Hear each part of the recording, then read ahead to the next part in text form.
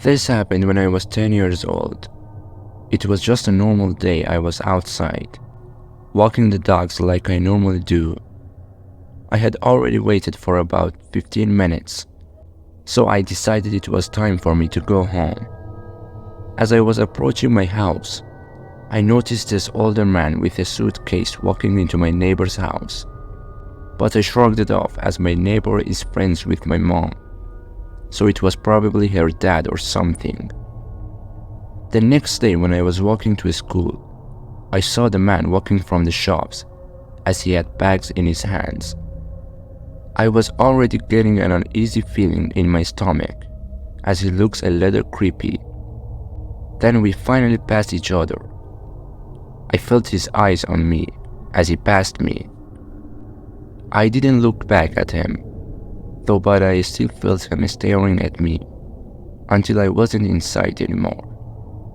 Later that day, I got home around 2:30 and was already home for about 3 hours. I was doing my homework and my mom called me down. I quickly go downstairs and I look up at the door. My eyes wide in my stomach, felt the old man was at my house. He had round glasses, visible eye, bags, wearing old and dirty clothes. I also noticed he was holding a pretty nice bag in his right hand. My mom said that he got a bag for me, for being really nice to him, but in my knowledge I never even spoke to him. I slowly approached him to get the bag with a forced smile. As I'm taking it from the old man, he had the most weirdest smile plastered on his face. I say thank you and go upstairs. As I get to my room, I open it to see how many things I can fit in the nice bag. But what I saw next shocked me. My heart dropped. It was pictures of me taken from a window when I was walking outside, and in my kitchen, in my room, and in the living room. I put my hand over my mouth in fear as I read what he wrote in the back of every photo. I will kill you if you tell anyone is stoned. I dropped all the pictures on the floor. I looked out the window to see if he had left. I shouted for my mom, and she could hear the quiver in my voice, and she ran upstairs.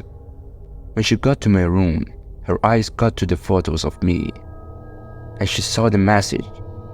She got her phone out, and she hugged me tight. She called the police and told them about the photos and the writing. The police arrived in about 20 minutes. In that time, I finally calmed down. The policeman was talking to my mom. I was barely listening, but one thing that scared me the most was that he was planning to kidnap me. In the middle of the night, take me to his house, rape, and then kill me.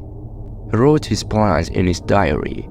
To this day, I'm grateful that he's in prison and that I was able to leave, but I do wonder every day if I would still be here if he never gave me those pictures.